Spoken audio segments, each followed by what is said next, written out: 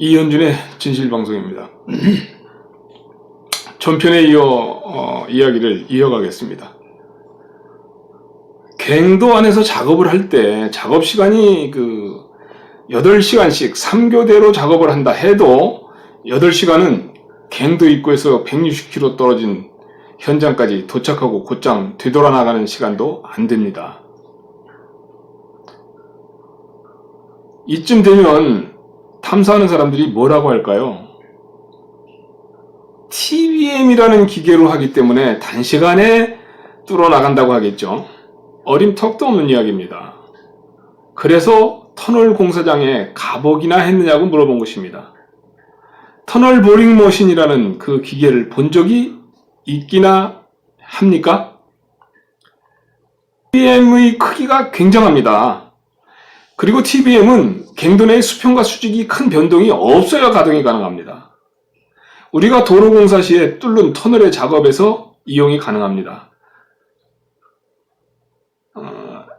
그 산의 한쪽 면과 다른 한쪽 면으로 이렇게 뚫고 나가는 그런 작업 환경이어야 이용이 가능하다는 얘기입니다. 그리고 TBM은 그 소음이나 진동이 엄청납니다. 우리나라 고속도로의 터널 공사 정도의 규모로 뚫는 공사에서나 사용할 수 있는 장비입니다. 가격대도 엄청난데 우리나라에도 제가 알기로는 7, 8대 정도밖에 없는 걸로 아는데 북한이 스웨덴에서 20대를 구입했네, 300대를 구입했네 하는 것은 많이 잘못된 이야기로 생각됩니다. 그 많은 장비들을 북한이 샀다면 어디에 쓴단 말입니까? 한 곳 현장에 한 대를 가동할 수 있을 뿐입니다. TBM이라는 기계를 사진으로라도 확인을 해보시기 바랍니다. 국방부에서는 2, 3km마다 공기 통풍구를 만들어야 하기 때문에 장거리 땅굴이 불가능하다는 주장을 하면서 한 가지 이유를 대고 있는데, 만약 통풍구를 3km마다 하나씩 뚫는다 해도 홍성까지의 거리인 160km로 계산하면 최소한 5, 60개의 통풍구가 지상으로 뚫고 올라와야 합니다. 여러분 지하철역마다 환기구 있는 거 아실 겁니다. 지상으로. 매번 발파시마다 그 통기구로 화약 냄새와 연기가 펑펑 올라올 것입니다. 마치 굴뚝과 같은 역할을 하기 때문입니다. 언제라도 누구에게라도 발각될 것입니다. 땅굴 탐사자 여러분, 시추를 하지 마시고 화약 연기가 올라오는, 화약 냄새가 올라오는 그 통기 구멍을 찾는 게 더 쉽지 않을까요? 제보를 해도 군에서는 땅굴을 확인조차 하지 않고, 그래서 직무유기라고 계속 불평을 하시는데, 그러지 마시고 땅굴이 확인되면 그 구멍으로 벙커 CU라도 몇 드럼 들어붓고 불을 붙여버리세요. 그러면 끝나는 일입니다. 그 정도의 의심은 있으시죠?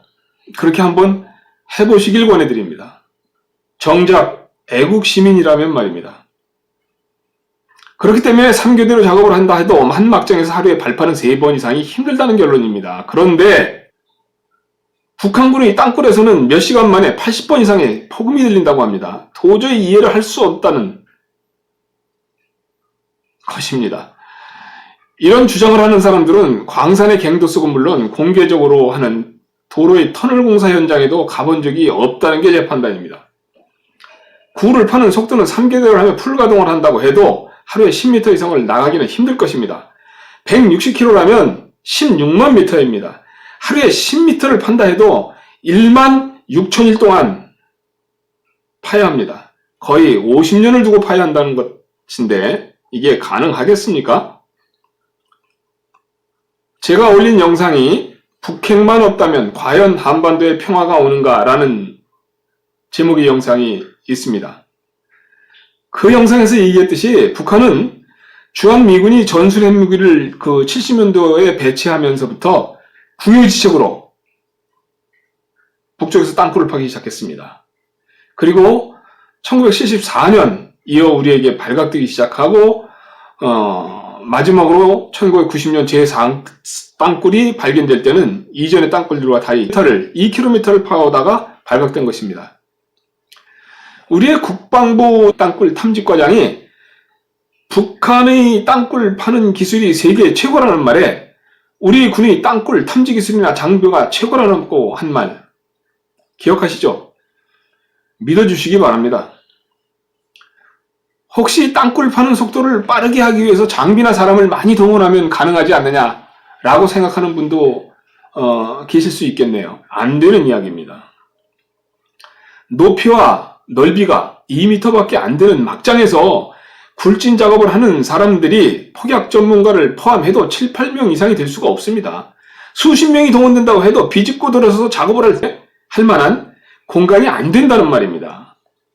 인원이 더 있다면 파낸 흙을 광차에 실어 운반하도록 하는 작업 인원이 있을 수 있으나 작업 환경상 그들도 몇 명에 불과합니다. 이쯤 되면 불가능하겠구나 하는 생각이 드십니까? 다음은 안전에 관한 문제입니다. 물통이 터진다는 사고도 무섭지만 폭발이나 화재 사건도 엄청납니다. 전기 누전이 화재 원인으로 밝혀지는 경우도 있고 가스가 폭발하는 사고도 있었습니다. 땅속에 있던 메탄가스가 폭발하는 사고입니다. 갱도 밖으로 레일이 끊어져 튀어나올 정도로 큰 폭발 사고도 있었습니다. 이러한 사고들은 불과 1km가 안 되는 길이의 갱도에서 발생하는 것인데 160km를 진행한다면 얼마나 많은 사고가 생겼었겠습니까? 장거리 땅굴이 불가능한 이유가 아직도 많습니다. 가장 어려운 문제입니다. 우선 그 땅굴의 유지, 보존이 쉬운 일이 아닙니다. 저는 불가능하다고 봅니다. 그 광산의 굴 속에는 쥐가 산다고 합니다. 작업하는 사람들이 먹다 남긴 음식을 먹으며 쥐가 살게 되는데요. 광부들이 쥐를 보고 싫어하지 않는답니다. 왜냐하면 굴이 무너질 조짐이 있으면 쥐가 먼저 알고 대피한다는 것입니다. 붕괴 조짐을 알려주는 쥐를 미워할 리가 없겠죠.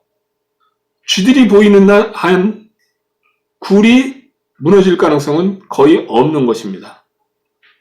자, 그럼 땅굴이 어떻게 무너질까요? 광부들의 표현으로는 짐이 온다고 합니다.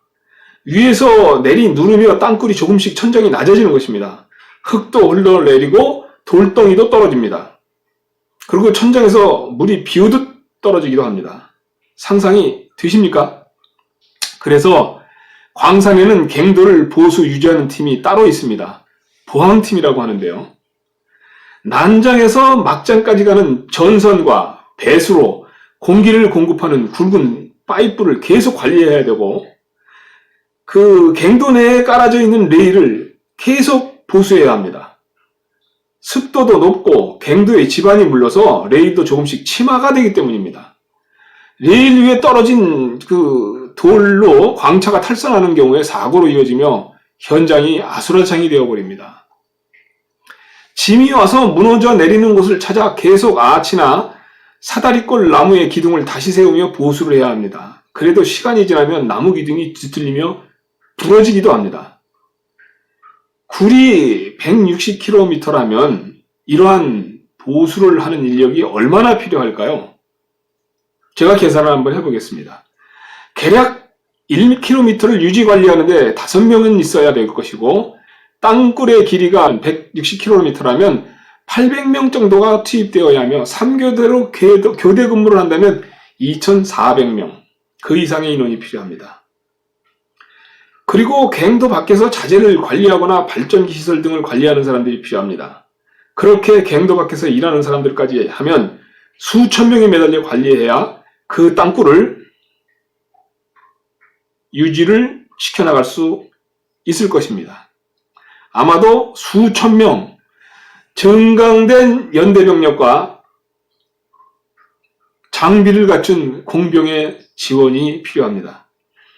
그리고 갱도 밖에는 엄청난 시설이 있어야 합니다. 작업 인원의 침식시설, 발전시설, 급수시설과 크레인 등 각종 중장비와 운송을 위한 시설이 있어야 할 것입니다.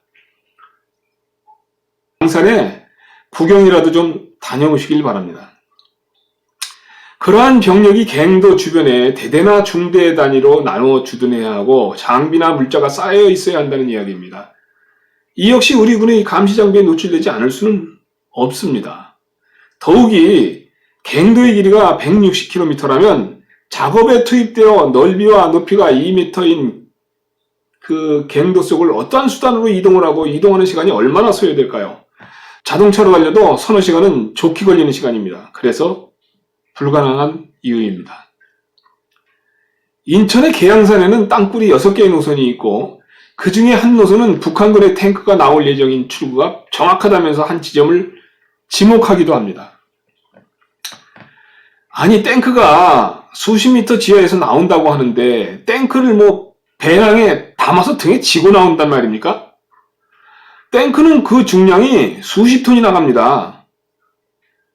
우리나라 그 K1 탱크의 경우 50톤 정도의 중량입니다. 탱크를 지상으로 올려갈 엘리베이터 시설을 생각하고 있습니까? 그 엄청난 규모의 엘리베이터를 어떻게 그 좁은 지하에 어떻게 설치하며 그 엘리베이터는 어떤 동력으로 움직입니까? 여러분 아파트에서 타고 내고 오르락내리락거리는 그런 아파트의 엘리베이터를 생각하십니까? 그 엘리베이터에 100배 이상의 성능이어야 합니다. 지하 40m라면 10층 이상의 건물의 높이입니다. 지하 10층에서 탱크가 엘리베이터를 타고 올라온다? 웃음밖에 안 나옵니다. 지하 주차장의 승용차용 엘리베이터를 연상하시면 안 됩니다. 혹시 탱크를 한 번도 구경한 적도 없으신 거 아닌가요? 또 땅굴을 이용해서 북한군이 200만이나 300만 명이 침투하게 될 것이라는 그런 이야기도 합니다. 숫자 개념이 없으신 것 같습니다. 200만 명, 300만 명이라니요. 우리나라 군대가 육해공군 해병들 다 합쳐도 60만이 채 안 된다는 거 알고 계시죠? 300만 명의 북한군이 땅굴에서 나온다는 게 말이나 되는 이야기입니까? 북한군 수백만 명이 땅굴에서 나온다면 그냥 놔두고 우리는 그냥 차로 달려서 백두산으로 갑시다. 북한군은 모두 땅굴을 통해 나오기 때문에 북쪽에는 북한군이 한 명도 없이 텅텅 비어있지 않겠습니까? 제가 좀 빈정거리는 것 같습니다만 충남 홍성까지 내려왔다는 땅굴 하나만으로 작업하다가 100여 명 이상은 틀림없이 사망했을 것입니다. 작업 환경이 열악하여 그보다 더 많은 사망자가 있을 수도 있습니다. 과거 그 합창의장을 지내신 김진호 장군님이나 기무사령관을 지내신 허평한 장군님, 그리고 땅굴 탐사 작업을 직접 진두위하시고 땅굴을 찾아내셨던 이진삼 전 육군 참모총장이 장거리 남침용 땅굴은 존재할 수 없다고 이야기를 하는데도 계속 그러한 주장을 하며 유튜브 등의 영상을 올리고 후원금을 모금합니다. 목적이 무엇일까요? 탈북민이 돈이 너무 많이 들어서 북한 측에서 남침용 땅굴 파는 것을 이미 오래전에 포기했다고 합니다. 당연한 이야기입니다. 또 어느 탈북민은 장거리 땅굴은 북한과 남한의 종북 좌파들의 합작품이라고 이야기합니다. 수십 년간 이어오며 보수 정권과 진보 정권이 인수인계를 해가며 북한과의 합작으로 땅굴을 파고 있다는 주장에 실소를 금치 못하겠습니다. 지난 2019년 12월 28일에도 관악구 신림동에 땅굴 진흥가 있다고 유튜브에 영상이 올라와 있습니다. 그리고 2020년 경자년 새해에도 벌써 몇 건의 땅굴을 발견했다고 하니 땅굴 1000개가 찾아질 때까지 계속 하실 생각입니까? 관계당국은 적극적으로 나서서 이들의 주장이 허구임을 알리고 더 이상은 안보불안을 조성하지 못하도록 막아야 할 것입니다. 더 이상 방치한다면 직무를 유기하는 것입니다. 어제는 인천의 계양구에서 남침 탐사대라는 팀이 실시간 스트리밍을 통해 중계를 하면서 지하에 북한군이 작업을 하고 있다고 합니다. 발전시설 등의 설비가 되어 있다고 주장을 하기도 합니다. 남침 땅굴에 대한 제보를 국방부나 국정원 등에 수차 제보를 했었지만 무시당했다고 합니다. 왜 무시했을까요? 그들도 모두 종북 좌파입니까? 저는 장거리 땅굴의 존재를 인정하지 않는 사람입니다만 국방부든 안보 관련 기관은 이 땅굴 문제를 더 이상 계속 방관할 것이 아니라 한 번 더 이들과 함께 현장에서 공개적으로 검증하는 방법으로라도 진실을 밝혀 국민들의 안보 불안을 해소해야 할 것입니다. 그리고 인천 계양구의 현장을 관련 정보기관에서 현장에 나가 확인을 했다고 하는데 현장을 답사한 결과라도 공개적으로 밝혀주시길 바랍니다. 제가 서툰 솜씨로 서둘러 만든 영상이라 화질도 별로 좋지 않고 편집도 엉망입니다. 죄송합니다. 이현준 작가였습니다.